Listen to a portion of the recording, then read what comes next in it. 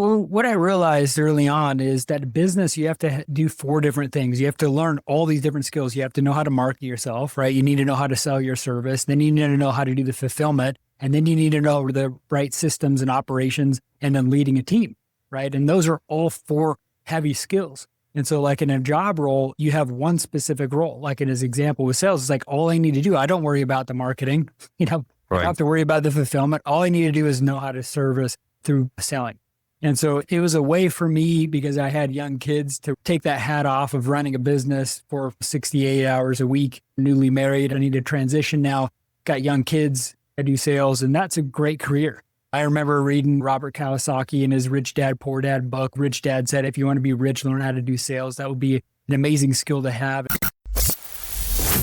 But I am the world's biggest super fan. You're like a super fan. Welcome to the Business Superfans podcast. We will discuss how establishing business superfans from customers, employees, and business partners can elevate your success exponentially. Learn why these advocates are a key factor to achieving excellence in the world of commerce.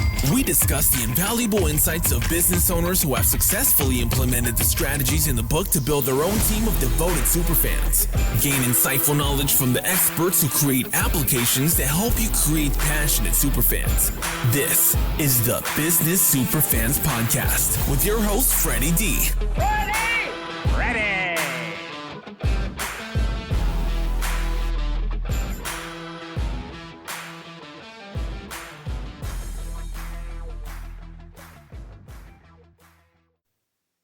Hey, superfan, superstar, Freddie D here. In this episode 95, we're joined by Nathan Newberry, a remarkable entrepreneur whose journey spans from pastor to seven-figure sales leader. As a husband and father of three, Nathan knows firsthand the challenge of growing a business without sacrificing what matters most.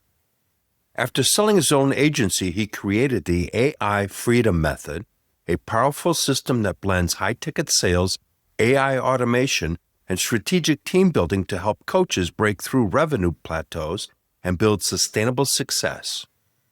His 16-week transformation program has helped clients generate serious results, from recurring revenue to multi-six-figure months.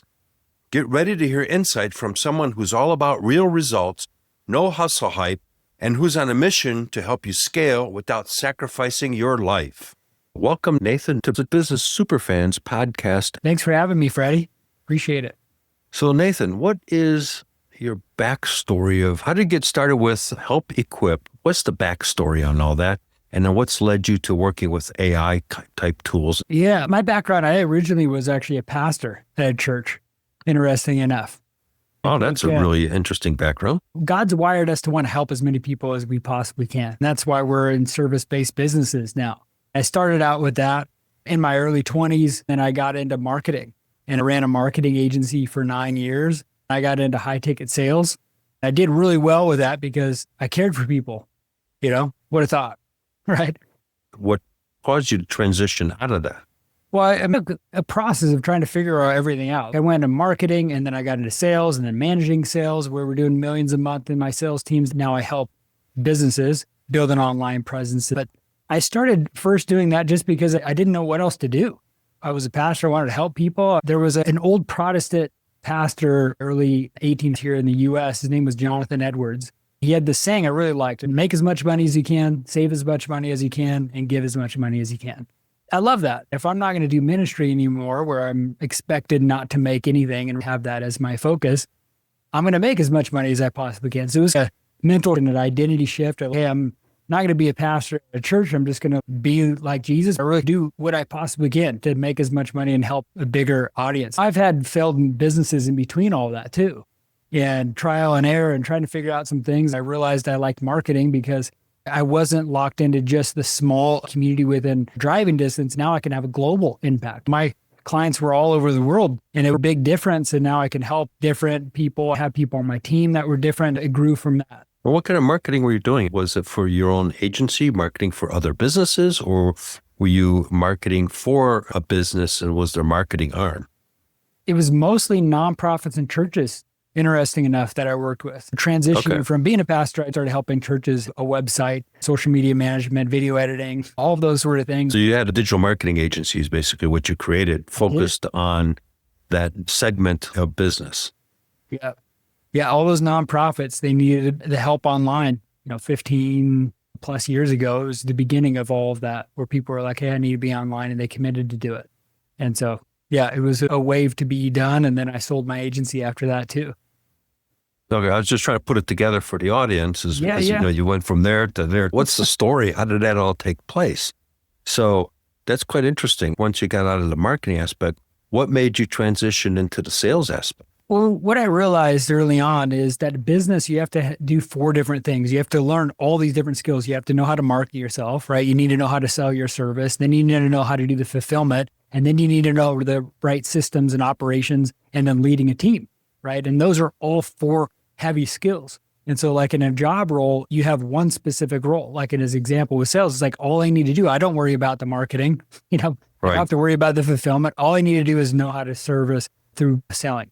And so it was a way for me, because I had young kids, to take that hat off of running a business for 68 hours a week, newly married. I need to transition now, got young kids, I do sales, and that's a great career. I remember reading Robert Kiyosaki in his Rich Dad, Poor Dad book. Rich Dad said, if you want to be rich, learn how to do sales. That would be an amazing skill to have. And you have past experience being in sales too, and you know how lucrative it could be.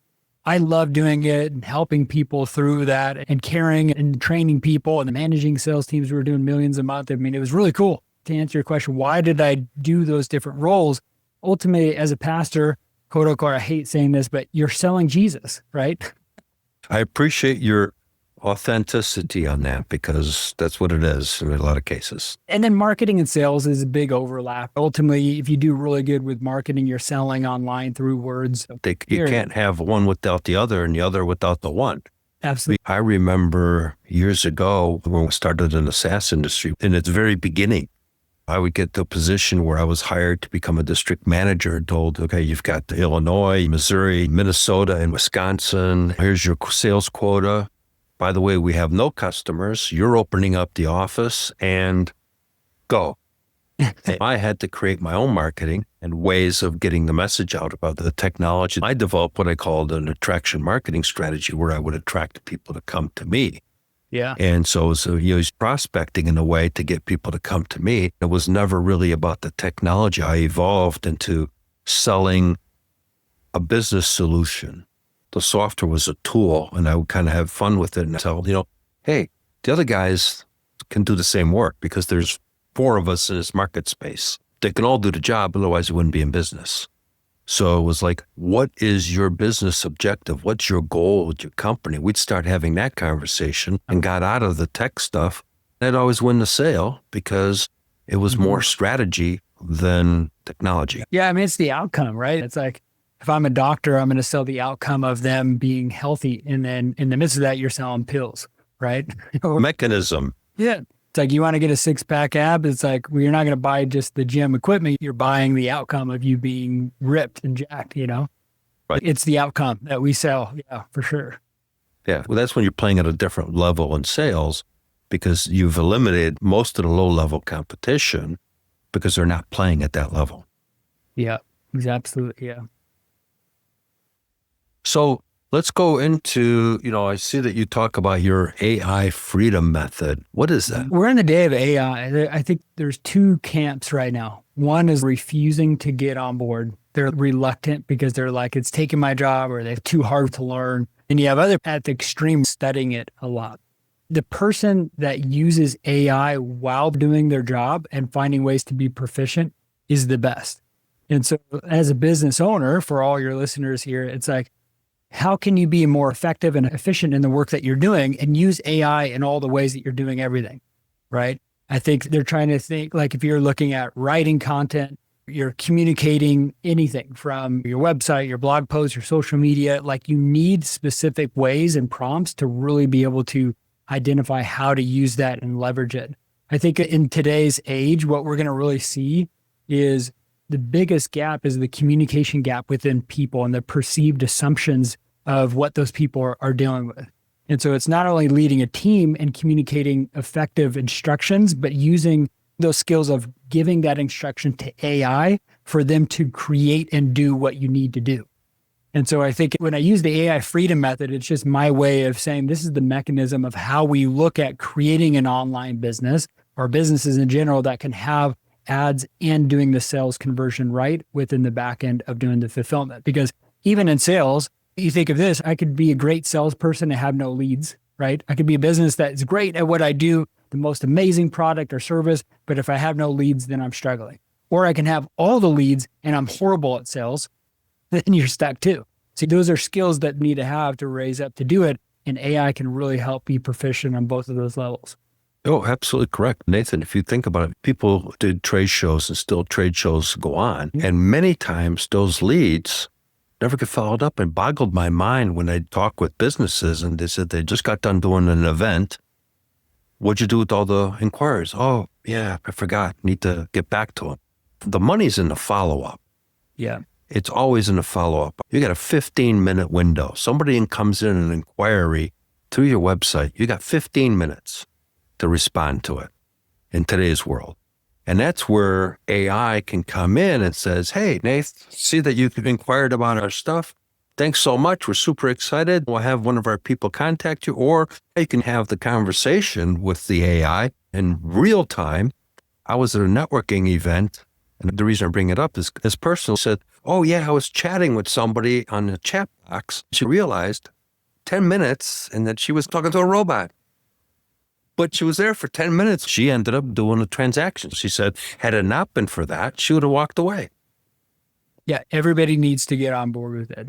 And then it's only going to compound and explode how people will be using it. Even the SaaS tool you're using right now, AI and adopting everything they do. People need to know how to use it and start using every tool they possibly can. The easiest way to get started, if they haven't, is just open ChatGPT, ask a question, have a conversation. I do this in just about everything. I got kids. How do I raise my kids? How do I have a better marriage? I do this even with fitness, right? Like I'm on this fitness transformation. I ran a marathon before, but my physique wasn't the way I wanted it to be. So I started learning what that is. I have AI helping me with what I need to do from my macros to what sets. In spring break, I'm looking to get 6-pack abs for the first time. I'm calculating everything.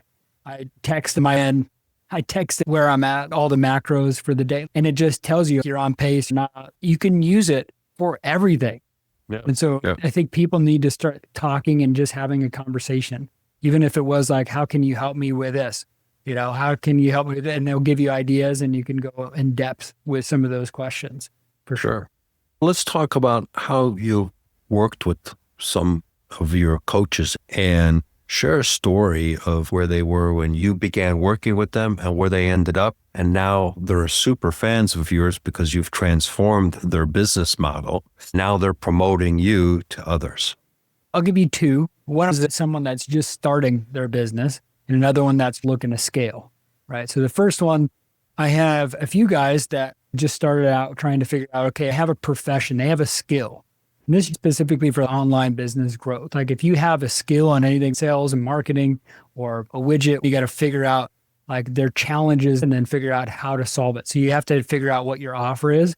And I typically help people with a higher ticket offer, right? So it's something that people will pay a few thousand at least for so that they can use that and then grow in their education. I've had a few guys that work in the real estate business. Some guy was in the passion, like flipping. The other one was a passive income. And we got them set up. So it's like we've defined their offer. That's going to help lead into using AI and some prompts to figure out their prompts for what ads they need to run, what their playbooks will be, what content they need to create, and then going through and chunking down everything so they can get more consistent leads coming through so they can go through their sales process that we train them on. And many of the times it's what we call sell by chat. So before you even have an inbound conversation with someone, you need to qualify them to see if they're even, number one, have money, right? Number two, do they even have that need? And then the third one, is it urgent for them to fix it right now? And so if we can help them really get qualified people on the phone, it's going to help them sell their offer. Most of the time, people are starting out, they want to replace their income at $10K a month. If they can do that consistently with inbound leads that are coming at them with the content that they create, that's a lot of my success comes from. I had a gal teaching people how to do investments to get rental properties too. She started out a month with a few different clients she had. We took her to $36,000 a month on a consistent basis because we were getting more consistent lead flow, getting clear on our pricing, packaging, and offering, and the content that she needed to create. There's a lot of transformation when you narrow down what skills you need, how do you leverage AI, and build systems that simplify everything so they can just work 20 hours or less a week. I have a saying that to be terrific, you need to be specific. And if you're specific, you will be terrific. I love it. So what you just did with her is you helped her become specific in what was her offer. And then you helped her become terrific because of the fact that you went from $6,000 to $36,000 because of the systems that you put into place. That was transformative for her. She's a super fan of you because $30,000 a month increase is nothing to sneeze at. That helped her in so many different areas for sure. So now she's a brand advocate, but I prefer calling them super fans, as she's telling other people about the transformation that you did for her. That attracts more business for you, and you're not paying for that kind of marketing. Yeah. And most of the time, people realize God's wired us to want to help as many people as we possibly can. Like, if we really looked internally, we want more impact in our life. And people gave up money and time to serve in impactful ways. This is why we have people that are doing stuff with orphanages and overseas and helping people, is because we always have a heart for that, right? And I think that's good. And most of the time, people just don't know how they can help. And so walking them through of saying, hey, what's your pricing, packaging, and offering? What are you going to actually position yourself? We can do that pretty quickly to help a lot of people get clear so that they know what they're actually presenting and then what kind of content that's going to help people overall, that's going to help you be able to have lead magnets coming to you with inbound high quality leads. Sure. I'm going to emphasize what you just said, which is the people want to help, because I've traveled so far to 32 countries. I speak a couple languages. And I remember years ago, me and a friend, we were traveling through Europe, and we were in Germany, and he spoke a little bit of German, but he wasn't good at reading it. And I spoke no German. I spoke fluent French at the time and still do. We went into a restaurant. We're looking at the menu and it's in German. We have no clue what we're looking at. Food smells good in the place, but that's about all we knew. The waitress came by and she looked at us and she could see that we had a look on our faces like we're clueless of what we're looking at. She just pointed to one item on the thing. Still remember. It was a phenomenal meal. It wasn't expensive, was reasonable. Turned out it was their house specialty. They went out of their way to help us. Same thing, I'm one of the few people you'll meet that's gone through Checkpoint Charlie, if you know what that is, in Berlin. And I was in, at the time, communist East Germany and Poland, and we were lost. We had a map. There was no GPS back then. I'm in a foreign country, a complete foreign environment. And we found a taxi driver. We showed him this address and he knew that we were lost. So he told us to follow him, and we followed him. He took us to our destination. We gave him a $20 bill back then. That was huge money for him. But he went out of his way to help us. Doesn't matter what culture, what religion we're at. People are people, and people will help people. Yeah, absolutely. So let's continue on with some points to what are the things that you do with businesses? You talked a little bit. Let's go deeper into that. Sure. How do you really analyze somebody that says, okay, I've got this experience. How do you transform that into a marketable item?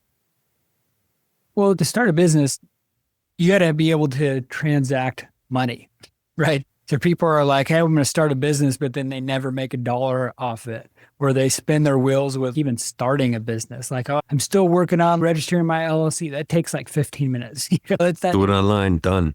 People spin their wheels because of the unknown. The process through everything is that you need to get leads. Ultimately, everybody is looking for, hey, Nathan, how do I make more money? What you're saying is I need more leads and revenue. How can you get more of those? That's going to help you on the fulfillment, create the systems that you need with fulfillment, and build a team because you have revenue coming through the doors. There was a book from Alex Hormozi called $100 Million Leads, and he chunked down and explained that the 4 types of leads you can get from paid ads: cold outreach, warm outreach, or organic content that go viral. Many people double down on just one of those aspects, but if you look at a funnel of how people find you, start following you, and then start raising their hand being that super fan because they're super interested and want to work with you, that comes through a process. And so there's inbound and outbound. I can outbound call people. I can outbound email. I can outbound mail them. I can outbound message them through DMs. But ultimately, I want people in my world. More often than not, if we really looked at everything, people can understand this. What we thought when we were in junior high, everybody was thinking about us all the time. In fact, as you get older, you realize people aren't thinking about you at all. Going back to that story with the trade show, it's like, oh, people will call me because they met me once in the 100 people they saw me at the trade show. It's like, no, they totally forgot about you, bro. Like, you need to go and track them down, remind them how you met them and remember them, and then constantly, never relentlessly allow them not to be in front of you somehow in some way, right? You got to be aggressive with getting leads, and from those leads, turn them into clients. What I work with my clients is identifying the ways. Do you have money to spend on ads? Do we have a way to get through with content? Content is king right now with nurturing clients. Not everybody's going to go viral, and that's not what we're expected to do. But what we're doing is helping solve problems with the content we're creating that's going to then have more call to action of saying, hey, how would you like to work with me? Or this is how we can work together. And then they book a call, you qualify them, and then you have that conversation more in depth. So you're getting more inbound, high quality leads when you really define a key strategy with ads and with some content. People are going to succeed in the short term and in the long term. Many times people get lost. Like, hey, I'm posting something on my website. I just posted a blog post. Okay. So Nobody has seen that. Have you advertised it? Have you put ads on it? I'll give you an example. When I built websites, a lot of times people wanted a website or thought they needed one just for the sake of it. But I've also built hundreds of websites with no marketing engine behind it, and nobody's visiting those websites. The goal was never the website. The goal was marketing to get leads and revenue. It's all about making sure that you're building a personal brand that's helped you stand out and build systems to give you more leads and revenue. And that's great because that gets you a transaction. But as we both know, that's not the sale. The sale is everything that happens after the transaction. No doubt. That's the sale. That's what most people don't realize. They say, well, yeah, I just made a big sale. You got a transaction done. You got an agreement signed off. Everything that happens after that, the onboarding, the implementation, the training, the strategies, getting their digital presence set up properly and everything else, that's the sale. Because that's how you start transforming them into super fans. When I was selling to the manufacturing space, the sale was really the whole onboarding. We had to get the management team and the ownership team to understand that just because you bought new technology and turned it on doesn't mean it's going to make you money today. You got to run the old system as you're blending in the new system, right? You can't stop this because this is your business. So you move that over. The whole onboarding experience, the magic that transforms them into referral sources, or what I call super fans, they in turn start promoting you to other people and help you scale cost effectively. If they have a bad experience or improper expectations are set, then perceptions become their reality. If you can create the proper expectation and perception, it's transformative. Yeah. The reason why I started talking more about the front end of the business and process of scaling with referrals and building out the right processes to make sure that people stay with you long term and have a great experience is that most of the times people spin their wheels hoping and praying. Hoping and praying is not a strategy. I've talked to so many entrepreneurs that say they've been working on building their website months that nobody's visiting or months of strategy. Before you know, life is over. Realistically, figure out a half-baked idea and go sell it and figure out what your clients' needs when they hire you. Do everything you possibly can to make sure that they love and care about you and the product. And then you'll have Superfans by doing those extra layers of customer service. And then you're going to build out a whole program and offer around what they need because you got a client that's actually telling you what they actually need. And you bring up a great point about getting caught in the unimportant. I have a friend, known him for over a decade. He's got a patent on something and he's built a cool product. I told him, okay, start marketing it. Well, I don't have packaging for it. Who cares? It's sellable. Well, I want them to be able to have it mounted on their wall. They can lean it up against the wall. It works. No, got to have the mount, and the mount's got to look so much.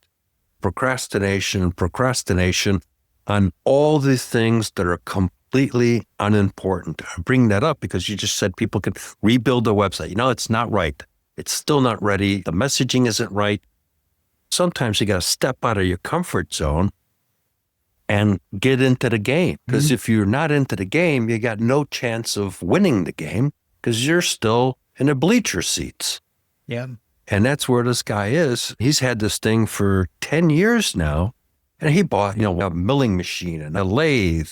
He bought some of the stuff. Just go sell a few and get a demand. You can go to the Home Depot or something and have them commit to 5,000 orders. And then you can go and do all that stuff. And I think he'll never sell it. Yeah. Those are common pitfalls that people had. I ran a marketing agency, and then I even coached at a marketing agency coaching company for a little bit. One of the common pitfalls was like, I'm not ready yet, or I got to make sure my website is up. Here's another one that I see quite a bit. Even if they send out a proposal to the client, their sales process is awful. They spent hours on a proposal and then email. Someone has like 5 other proposals. They don't do the follow-up, where they book a call and they present it. And realistically, this is what those people are doing. They look at their phone, they go to their email, and then all the verbiage and grammar and all the diagrams that they spend hours on, they literally scroll to the bottom where the price is at, and then will make a gut check and decide if they're going to go with you or not. And then they lose deals left and right. And it's like, because there's no relationship. There's no relationship. There's no relationship. Yes. I sold into a large government agency a couple of years ago. We built the relationship, got the sale, and it turned out to be a significant amount of revenue. We would meet once a month. We talked 5 minutes on the business. Then we were socializing about, what did you do last month? She was looking to go to Jamaica. So we talked about my now wife who used to spend summers in Jamaica. We were just building a friendship because people buy from people they like and trust, right? That's sales 101. And so she became a super fan because I sold into other department agencies and she was referenceable because she was my friend. Mm-hmm. It goes a long way when you can build a good relationship and know how to carry a conversation, even with your audience as they're trying to build and expand. Go to these things where they're forcing you to go into places where you have to be uncomfortable. And I think that's going to help you grow and expand. It's like that immersion for different languages, right? They're forcing you to be uncomfortable where you can't learn the language. And so you're forced to have a little more stress to learn the language. It's like the immersion of some of those sort of things. And believe it or not, Freddie, like if I look at those personality questions of everything, I'm probably an introvert. I've learned to be an extrovert. It's kind of a skill to communicate and ask people. I totally get it, Nathan. I used to be an engineer. I almost got fired when I got into the SaaS world because I was to install software in the beginning and then train the people how to use the system. First company I went to was just 2 of us, just like you and I. So it wasn't too disastrous. I had the manual. Nathan, click here and click there. Over there, click here and click there. That was my training. And then I was in front of another company and a group of engineers, from drafting board, when you're doing 2D drafting, you would think in 3D and you'd convert it to 2D. So I'm telling them, you're going to go from 3D thinking to 3D design, and you're going to eliminate this step. I had to transform their thinking. So I'm doing the same type of training. Onto the book and click here and click there. The manager at the end of the first day pulled me over and said, that was the worst effing training I've ever seen in my entire life. He goes, I'm going to give you tomorrow and the word otherwise, I'm going to call your boss and tell him to fire your blank, blank, blank. I slept well that night. And that transformed me. And I really thank the guy today because I created an engagement training back in 1981 where I would start asking questions. Okay, Nathan, do you think it's correct to create this box? Well, I do. Steve, do you think Nathan's correct? No, he's missing a syntax. Mike, do you agree with Steve? Yes, I do. Okay.